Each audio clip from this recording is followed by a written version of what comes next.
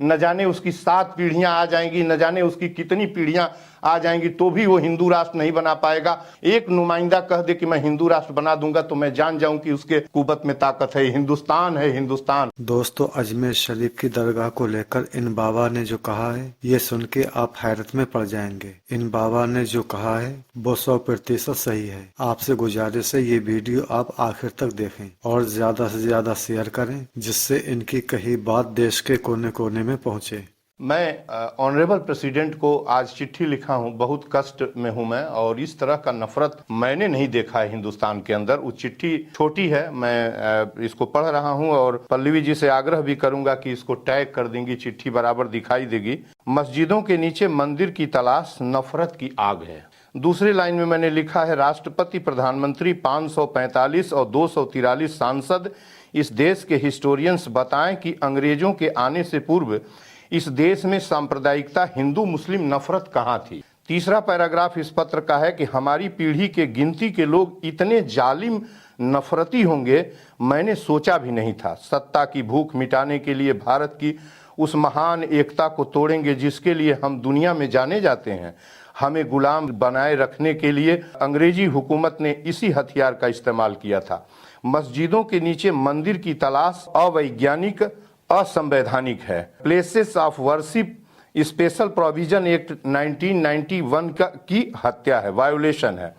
गांधी, भगत सिंह, अंबेडकर, कलाम एवं 142 करोड़ लोगों के इस महान मुल्क में प्रधानमंत्री right to freedom of religion and पूजा अधिनियम 1991 के साथ क्या कर रहे हैं।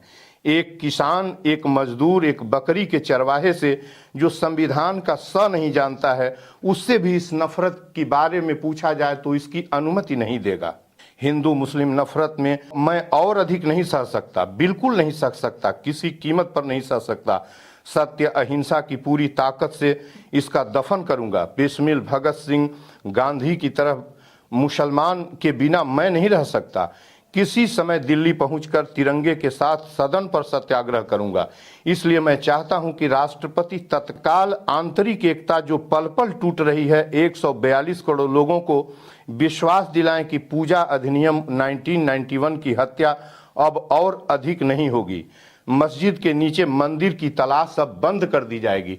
मैंने ये पत्र इनको लिखा है और इस पत्र में नीचे मैंने इनसे कहा है कि श्रेणीबद्ध सुरक्षा दे दें, इसलिए कि जितने नफरती आज हिंदुत्व और हिंदू हुड़दंगाई हुए हैं, चाहे वो धीरेन्द्र शास्त्री हो, चाहे ये बिहार के कौन किशोर सिंह हैं, और जितने भी Z+Y+ लिए हुए हैं जो नफरत की आग जला रहे हैं, इनसे सिक्योरिटी खींच लीजिए। और एक विरोधी बात बोल दें तो मैं जान जाऊं, ये सिक्योरिटी लेके हिंदुस्तान को, भारत को गाली दे रहे हैं। अब पल्लवी जी, ये मेरा छोटा सा पत्र है और मैं आपके सवालों को बाइज्जत और बुरी तरह से आज डिबेट में हूं कि ये हिंदुस्तान ऐसे कभी नहीं था। हम हिस्ट्री के स्कॉलर हैं। मैंने बिल्कुल पूरी लड़ाई हिंदुस्तान की जो जंग लड़ी गई थी और जो फर्स्ट वार ऑफ इंडिपेंडेंस था, एक साथ कंधे से कंधे मिलाकर लड़ा था हिंदू मुसलमानों ने, और पूरा जो फ्रीडम स्ट्रगल है एक साथ मिलकर लड़ने का है। और उसमें जो नफरत के जो अलगाववादी तत्व थे, मुस्लिम लीग 1908 में बना, जिसका उद्देश्य था कि मुसलमानों के लिए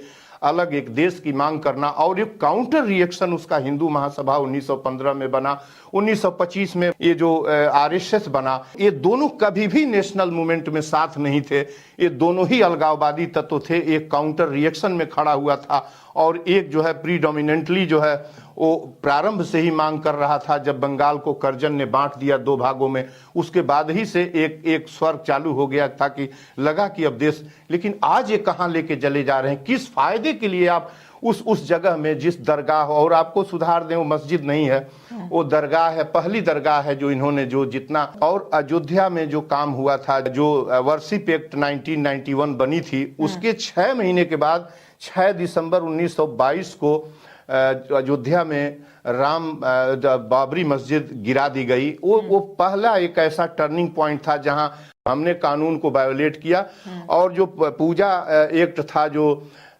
उसको हमने वायोलेट किया। उसके बाद वो मामला चलता रहा, और वो आप देखिए ना कि किस तरीके से हिंदू मुसलमान भी एक तरीके से एक महसूस कर लिया था कि वो अयोध्या हिंदुओं का है, और वो उसके तरफ से भी एक अब इधर कोई डिस्टरबेंस नहीं था, और दोनों सहमत के साथ आगे बढ़ रहे थे। लेकिन अब एक किस बात के लिए फिर जो है ज्ञानवापी में उत्खनन डिग मारी गई, फिर जो है उसके बाद अब मथुरा में डिग की तैयारी हो रही है, संभल की तरफ इन्होंने ऐसे इनका बढ़ रहा था खुदाई वालों का और सर्वे वालों का, जैसे कहीं डांका डालने और कहीं दौड़ के जा रहे हो, कहीं आक्रमणकारी हो, इस तरीके से दौड़ रहे थे। और पहुंचते पहुंचते वो इस्लाम पंथियों का वो महान स्थल है जहां दुनिया भर से लोग आते हैं। वो ख्वाजा मोइनुद्दीन चिश्ती की दरगाह है। वो कोई मस्जिद नहीं है, वो दरगाह है जहां सभी महान संत थे 13वीं सदी के और ईरान से आए हुए थे, और यहाँ सभी छोटी मोटी हिंदू रियासतें वहाँ पहुँचती थी और इस्लाम वाले तो पहुँचते ही थे, सभी पहुँचते थे। उनके नाम पर तमाम बादशाहों ने अपने बेटे का नाम रखा। किसी ने ये पुत्र की कामना की तो वहाँ चादर चढ़ाई, और जैसा कि आपने बताया, हम तो नहीं जानते कि नरेंद्र मोदी वहाँ चादर चढ़ाते हैं, और इससे घटिया किस्म की बात कुछ नहीं हो सकती नरेंद्र मोदी के लिए। क्या आप इतिहास में किस तरीके से अपना स्थान दर्ज कराना चाहते हैं? क्या मोहब्बत इस देश का छीन लेंगे? क्या हिंदू मुस्लिम एक तरीके से नहीं रहने देना चाहते हिंदुस्तान को? क्या 80 बनाम 20 करके जाएंगे क्या? और ये हिंदुस्तान 80 बनाम 20 का देश नहीं है। मैं पूरे इतिहास के पन्नों को बताऊंगा, और जिसको बहुत ज्यादा दिक्कत हो रही हो वो जो है great war of independence 1857 V D Savarkar की पुस्तक पढ़ ले।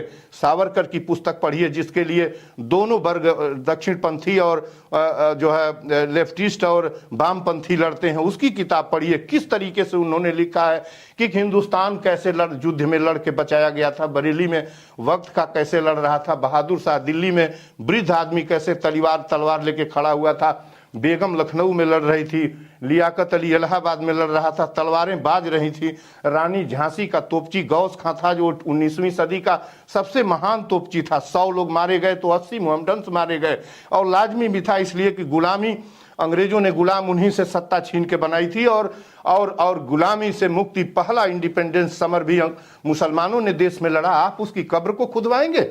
आप उसके यहाँ संभल में पहुंचेंगे? आप ताकत लेके पहुंचते हैं किसी को? आप छोड़ दीजिए, हमको दिल्ली के अंदर आपका पतन कर दूंगा, आपकी सत्ता का मैं पतन कर दूंगा। सत्य और अहिंसा ये गांधी का मुल्क है। पल्लवी, ऑनरेबल मुख्य प्राइम मिनिस्टर को मैंने लिखा कि औरंगजेब में आप में कोई अंतर नहीं है। 500, 700, 800 साल बाद जो औरंगजेब कर रहा था वही काम आप कर रहे हैं। उसने भी कैसे मस्जिद टूट गई, मस्जिद कैसे टूट गई? किस इस कॉन्स्टिट्यूशन और जो फंडामेंटल राइट है, राइट टू रिलीजियस फ्रीडम है, आर्टिकल 25। के पास जितने मंदिर है वो कम है कि हमें और मंदिर चाहिए खोद के नया निकालने के लिए? कुछ भी मंदिर नहीं चाहिए। मैंने लिखा था जब धीरेन्द्र ने कहा कि मंदिर में राष्ट्रगान होना चाहिए, तो मैंने उस दिन भी आपके चैनल पर आके और चिट्ठी लिखी है कि आप राष्ट्रगान नहीं, राष्ट्रगान का तो उसको तो मालूम नहीं है, वो न जाने कैसा किस किस्म का आदमी है, हम तो नहीं कह सकते कि वो तो पढ़ा लिखा है नहीं।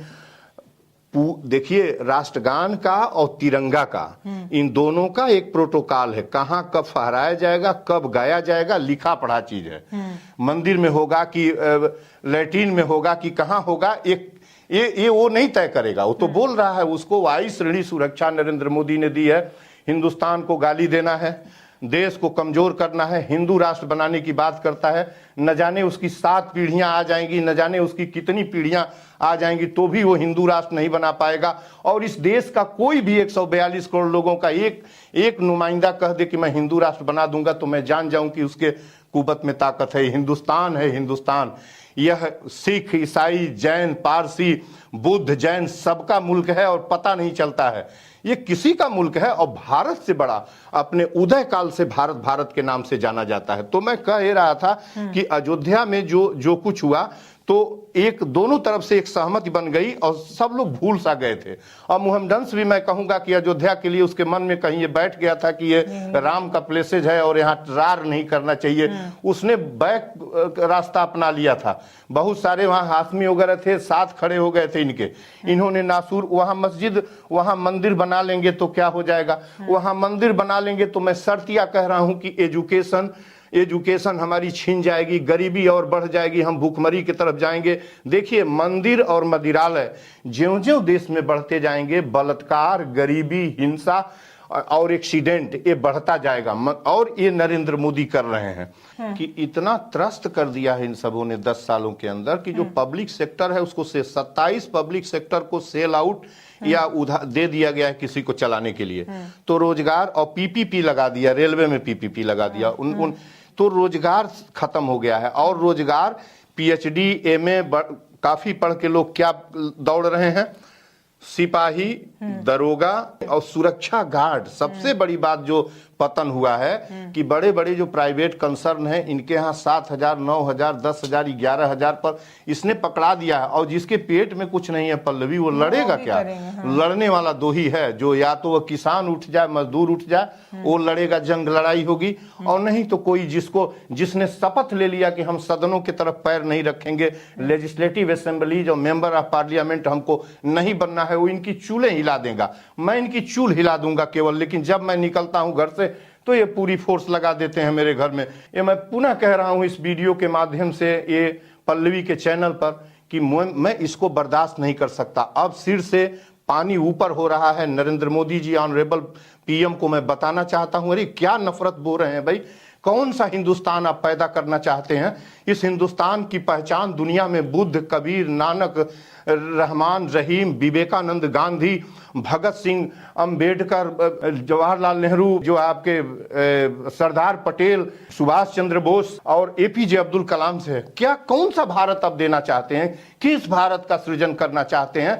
नरेंद्र मोदी, अडानी, अंबानी से इस हिंदुस्तान की पहचान नहीं है। इस हिंदुस्तान की पहचान टाटा से है। इस हिंदुस्तान की पहचान जो अभी जिनका निधन हुआ है, इनसे इस देश की पहचान है। आप नफरत कब तक बोते रहेंगे? आप नफरत मत बोइए। मैं बार बार कह रहा हूं कि अब तो बिल्कुल पानी सिर के ऊपर बह रहा है पल्लवी जी, ये अच्छा नहीं है। दोस्तों, ये वीडियो एक मीडिया चैनल भारत एक नई सोच से ली गई है, जो बहुत ही ईमानदार सच्चा चैनल है। अगर आप इस वीडियो को पूरा देखना चाहते हैं तो डिस्क्रिप्शन में दिए गए लिंक पर क्लिक करें।